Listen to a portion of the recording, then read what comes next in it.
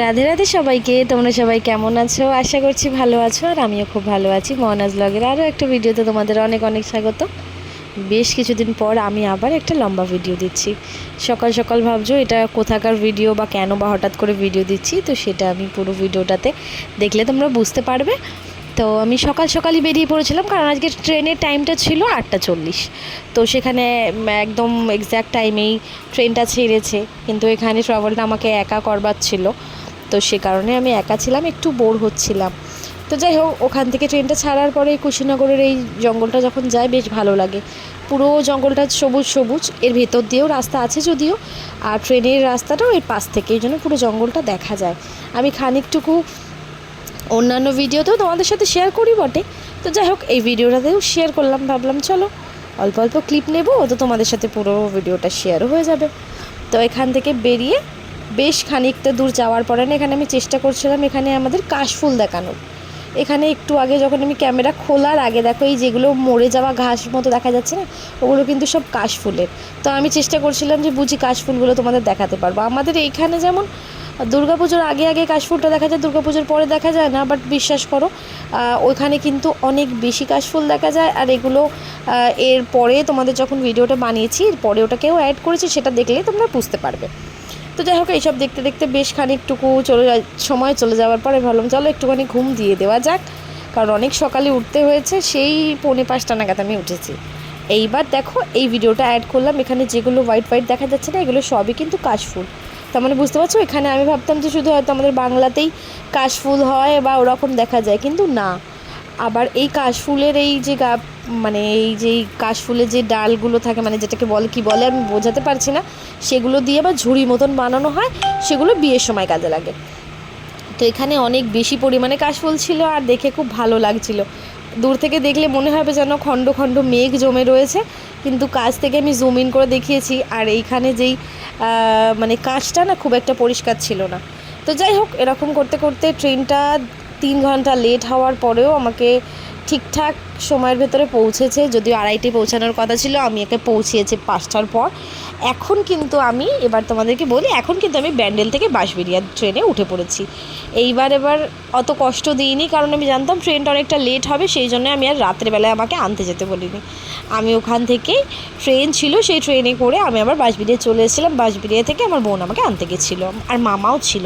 তো বাড়ি আসতে না আসতেই সঙ্গে সঙ্গে স্নান করে তারপরে আমরা কিন্তু রওনা হয়ে পড়েছিলাম, যেটা দেখতে আমি মেন এসেছিলাম। এবার আমরা ভাবনা এটাই ছিল যে আমি যেহেতু আগে যাচ্ছি, তাহলে আমি এনাকে দেখে আসবই।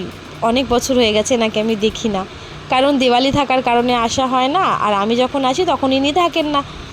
আশা করি তোমরাও বুঝতে পারছো আমি কার কথা বলছি, যে হ্যাঁ আমি বড়মার মানে নৈহাটি বড়মার কথা বলছি। তো যাই হোক, ওখান থেকে আসার পরে এই যে ফেরিঘাটের রাস্তাটাও এখন তো পাল্টিয়ে দিয়েছে, একটুখানি ঘুরিয়ে দিয়েছে।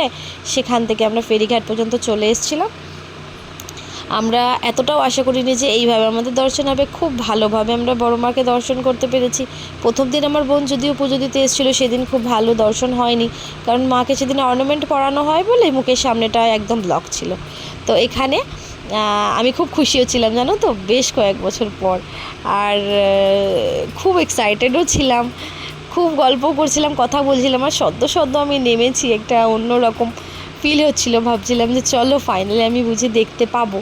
তো এখানে আমরা বড়মার পৌঁছানো পর্যন্ত 3-4টে মূর্তি পরে, সেই মূর্তিগুলো দেখে আমরা আস্তে আস্তে বড়মার কাছ পর্যন্ত গেছিলাম। ওখানে গিয়ে না আমি ক্যামেরাটা সেরকমভাবে খুলিনি, ওই জন্য আমি সেখানে ক্লিপ নিইনি, কারণ আমার কোনো রকম ইন্টেনশন ছিল না কোনো কিছু মানে দেখানোর। তাও যতটুকু আমি ক্লিপ আগে নিয়েছিলাম ততটুকুই। এর পরেও যে ফটোগুলোও তুলেছে, সেগুলো আমার বোন তুলেছে, সেটা আমি আর তুলিনি। ওই যে আমাদের প্রতীক্ষার অবসান, ওইখানে দাঁড়িয়ে রয়েছেন। একটা কথাই ভাবনা হচ্ছিল যে আমি দেখতে যাচ্ছি না আমাকে ডাকা হয়েছে, সেটা ভেবেই তো এই ক্লিপিংটা না পরে নিয়েছিল বোন। তো এটা আমি তোমাদের সাথে শেয়ার করলাম। সামনে গিয়ে আমার আর মনে হয়নি তখন ক্যামেরা খুলে ওনাকে ফোনে দেখি, কারণ ওনার দিক থেকে তো নজর সরানো যাচ্ছিল না। তো আমি খুব খুশি।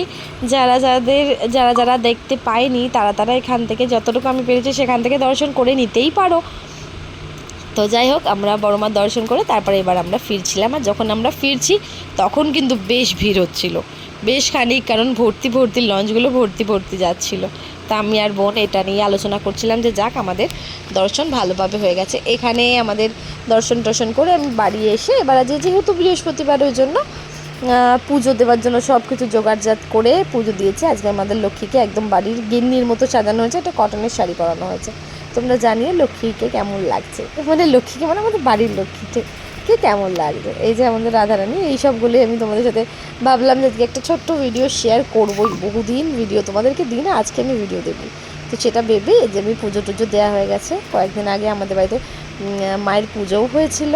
তো সেই সবগুলো ফুল টুলগুলো সব পরিষ্কার করে এখানে একটু বসে কথা বলছিলাম, কারণ এর পরে ছিল কিন্তু আমার ভাইফোঁটা। ওই জন্য সকাল থেকে না খাওয়া দাওয়া, এখন আমরা ভাইয়ের জন্য অপেক্ষা করছিলাম। ভিডিওটা ভালো লাগলে লাইক, শেয়ার, কমেন্ট আর সাবস্ক্রাইব করুন।